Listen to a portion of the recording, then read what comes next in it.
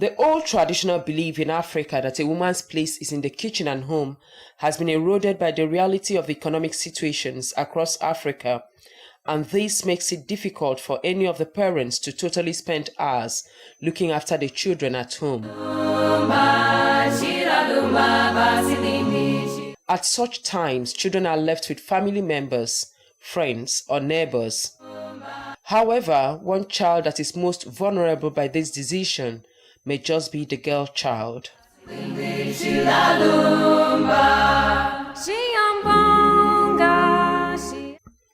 These are children whose innocence have been taken away. The girl child remains as innocent as her look, not until there is an intruder. Oftentimes, underage girls are left at the mercy of some mentally unstable adults. The intruder usually comes across to the girl child as harmless, thereby gaining her trust. In Africa, certain acts are seen as taboo, such as a father defiling his own daughters. While a mother of three's decision to leave the care of her grandchild under the watchful eyes of her grandfather and her husband won't be said to be out of place. Well, I guess Mrs. Margaret Ehijero took her trust in her 23-year-old marriage too far with her husband and the father of her three daughters. Traumatized Madam Margaret says she decided to remain in the marriage even when she knew her husband, Sylvester Ehijero, was constantly defiling and raping their daughters because of the economic hardship and the unseeming taboo attached to those not married in the Nigerian society. According to her, she never thought their 15-month-year-old granddaughter would also be a target. I went to where I'm selling market at an NPC. As I came back, I used to drop this baby in the school. So by 6 o'clock, I will go there. When I come back, let me say 6 to 6:30, I have already got home. I will go there and carry the baby. Then I never beg him one day, ask him to go and carry the baby for me. I told the woman that the teacher in charge of a daycare that he should be helping me staying with this pikin. When I come back, maybe I late, maybe 15 minutes more than the time we said. I used to dash the woman something. I will put small thing for her, beg her, or if I don't have anything, I say, Auntie, God bless you, God bless you. I go away. So it was that Wednesday, he went there to carry the baby. The woman said that it's 2 o'clock. He came there to carry the baby. You understand? The woman now started quarreling that your wife said that he should not take this baby away here until she come back. Or that is this thing order to her. He said no, that he wants to carry the baby. That is the baby is too small to be staying there. The woman said it's not now. She has been keeping this baby. He said no, that he's going to carry the baby. So he said he wants to carry the baby, that he wants to go and give the baby food. The woman said the food is here now with the lunch bag. He refused. That he started making trouble with the woman. The compound people now asked the woman to give the child to him now. That is how they gave the child to him. They now take the baby home. As he got home, the baby started sleeping. So maybe when the baby woke up, is the time he started doing it. I can't say. But these women that are calling me now that you are hearing, they are the witness. They are the one that told me everything. In my compound, they are my neighbor. So those neighbors, yes. So they now told me, one of them now called me that when this one come back from school, after everything, 4 o'clock, they come out for lesson. They went for lesson. Chidema. They went for lesson.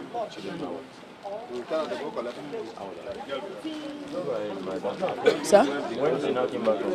So when they came back for lesson, they had the baby crying. They are there doing the lesson. They had the baby crying with the people over there. So they now call him, say, what is happening to the baby? He told them that he don't know. That he doesn't know what is happening to the child, that himself is tired. So one of the women now bought bread and tea to make for the baby. He refused to eat. He couldn't stand. The baby was crying, screaming. He couldn't stand. So that is how I said, okay, let me rush inside. This time I'm saying is around 6:48 in short. So as I went inside, I said, let me go and carry her and bet her. So as I carried the baby, I wanted to bet her and now start pulling. That's the same that 6 something. So I started pulling her clothes. As I pull her pint, I saw blood. Pint. I saw blood. I said, oh God. That is how I scream outside.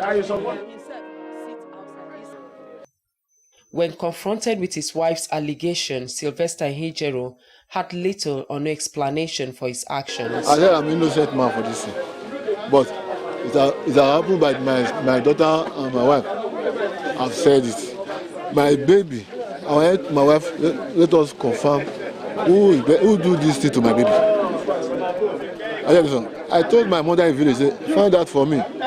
If I am the one, let them find something that will kill me instantly there. And do it. Don't tell me what it is. Let them just do it. My mother says they only put it in prayer. I say, well, I'm in prayer. I always go to church. Now we doctor don't confirm. Say your child. Yeah, say that for your. No, my daughter, my child did not go to hospital. My daughter did not go to hospital. My daughter did not go to hospital. Now this is my baby. Small one. But the two of them do doctor. That's what I'm saying. Is all those things. It's just as they did to my first daughter. The same thing with this one. What did they do to your first daughter? That's to tell my daughter in the village, say I'm the one that raped her. Did you rape your first daughter? No. She's exactly the same thing again now. My wife put them in order. This is what people will say. I know. Another mother, Madam Mercy Osage, accompanied by her in-law and her kids, decided to visit TVC Lagos station. The mother of 3 says she's been suffering from insomnia since 13th January 2013, when her little girl was molested. According to her, the Layodis and Osages have been family friends for a long time at their John K. Crescent Igondo residence in Lagos, Nigeria. Both families come together at occasions such as this naming ceremony for Mercy Osage's newborn baby. So it wasn't out of place when Kehinde Layodi's wife, Margaret Layodi, suggested the little girl who was running temperature be left with her husband while the 2 women get to salon and pharmacy for some drugs for the sick child. When I got back, I knocked at Mr. Kayode's door. Then he responded, he said Faith was sleeping. I said, that you should open the door so that I can give her meditation. He said no, that the child was sleeping. And I said, just open it, I don't care. I will have to give her the meditation like that. He said no, that him is at the bathroom, that I should hold on. So I think it took him for 10 minutes before he eventually opened the door. So when he opened, I met Faith lying on the chair and her eyes was opened. I was surprised. I said, I didn't even think of anything, you know. I quickly carried her. I said, Faith is not sleeping, Uncle. You said she's sleeping. I rushed her to my flat. Then I just opened the pican. I gave it to her. When I gave it to her, she threw up. Then I quickly rushed her to the bathroom so that she won't mess up the parlor. When I got to the bathroom, only for me to pull off her clothes and I pulled off her skirt. So I put off her pants and I saw sperm. I said, no. I said, but this must be a sperm, but I'm not a baby now. I smell it. So I now screamed out. I just left her in the bathroom. I said, Faith, what is this? She was looking at me. He said, Mommy, I don't know. I quickly called my neighbors, Mommy JJ, Mommy Ada. Please, you people should come. They came down. So when they came down, the Mr. Kehinde Kayode just rushed in. Mommy Destiny, are you saying I slept with Faith? I said, what is your own? I have not even said anything yet. What is eating you up? How could you do such a thing to me, as close as we are? He said, is this what you've been doing to these children? God! I said, and this child is even sick. You were the one that gave me mercy to give her last night. So I started crying. That was how my neighbors, they wanted to start beating him. They are Yorubas. So they wanted to start beating him. I don't know, some of the boys took him inside his flat. So they took him there. I don't know what they talked about. They came out and the other guy was saying, he did it. Mommy Destiny, let's just leave him. Mommy Destiny, you can collect money. Just collect money from them. Let him bring out whatever he wants to give you people so that we can forget this thing. And I told the guy, I said, you must be very stupid. Do you know the pains of a mother? Driven by the sudden realization that a once innocent child has lost her innocence, the mother fights like a wounded lion. I just want the state governor, the human rights to find justice to this case, because even my baby Faith, she still feel pains till today. When I'm watching her private part, she still feel pains. She say, "Mommy, I'm feeling pains." I just want justice to come, because the woman, the wife of the man is a lawyer, Kende is a lawyer. The father-in-law who bailed him out of the courts is a lawyer, because he's signed as a shorty. He's a lawyer. So I don't know what is going on. I don't, even the registrar, the magistrate, I don't know whom to trust anymore. I just want the human right to fight for my daughter for me. I went to the hospital and said, this one, I know I don't have anybody, I don't have money, but police people with human rights, they will help me. In Lagos State, Nigeria, Office of the Public Defender was set up by the government to provide free legal backings for families of victims. Sexual abuse against children has been on the increase, and my main concern really is for babies. We've had issues of 40-day-old babies being defiled, 1-year-old baby being defiled. Can a 40-day-old baby talk? Can a 1-year-old baby talk? So you find that, and then of course the physically challenged as well. You know, yes, we've had cases of children that are physically challenged that have been defiled or have been sexually molested. But the organization also has its challenges. Challenges is quite enormous, in the sense that I would categorize the challenges. First of all, from the victim and the family.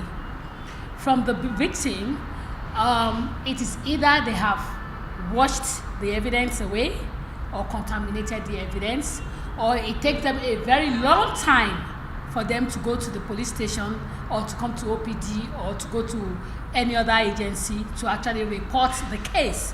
So by the time they report the case, the evidence has been destroyed out of ignorance. So this makes prosecution and even investigation by the police very, very difficult.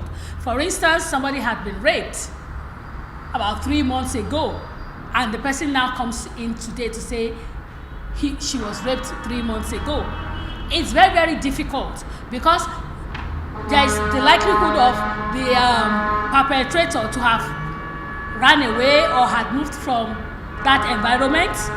Then even the evidence will have been destroyed. And don't forget that even in rape, before you can prove it in court, it says there must be evidence of penetration. How can you prove evidence of penetration of 3 months ago?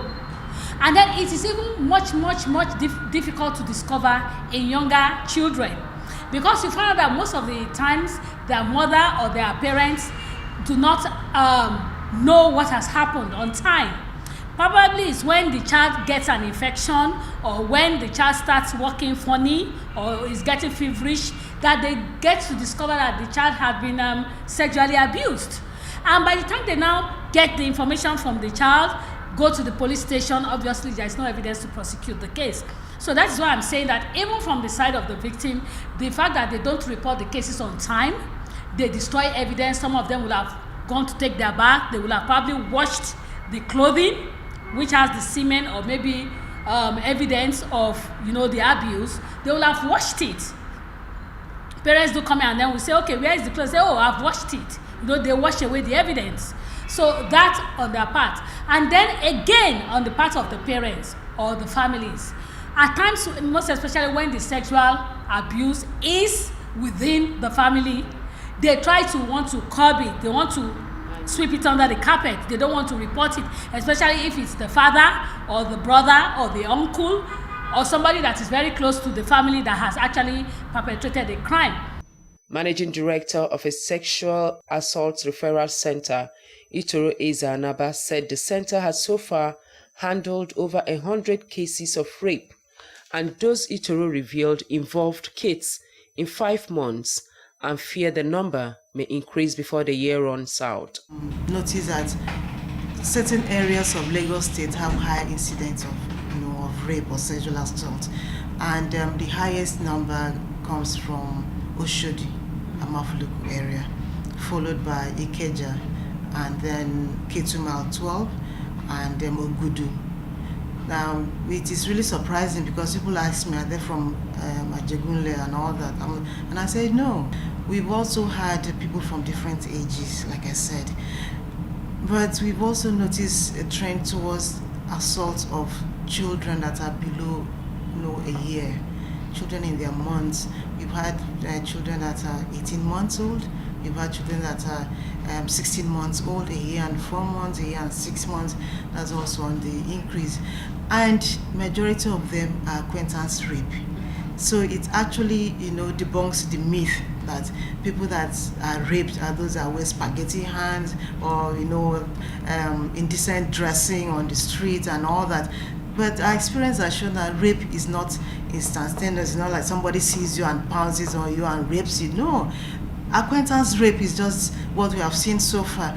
All of the fathers, uncles, cousins, neighbors, co-tenants and all that, these are the perpetrators of rape. And so it has nothing to do with indecent dressing. When people say it's indecent dressing, I always ask them, the 3-month-old baby that was raped, what was the attraction? Was it the soaked diaper? Was it the fact that the baby was, taking breast milk that you got so aroused that you raped her? 2 days after our launching, a woman called me and said, my daughter that's a year and 4 months, she just gave the child to a neighbor, and then by the time she came back 10 minutes later, the baby was soaked in blood. So we've noticed the trend that children are getting raped in Lagos State. We've also seen that between 11 to 15 years. And this is very instructive because these are people that 11 to 15 years old are supposed to be in school. And so if they're not in school, why are they not in school? Treatment of accused in courts also differs. Most times, the accused avoid their faces being taken by journalists, and this clearly shows they are not proud of their actions. Defilement, though on the increase in Nigeria, is underreported by the press. In Africa's most populous nation, there's no collected data on such crime by any of the law enforcement agencies, giving the impression that most times such crimes are left unreported by parents, guardians for reasons such as stigma for the underage child or lack of confidence in the law enforcement agencies. Pedophiles are still allowed to roam the streets freely without offenders list, leaving other children vulnerable and in danger. Kanu, TVC News, Lagos.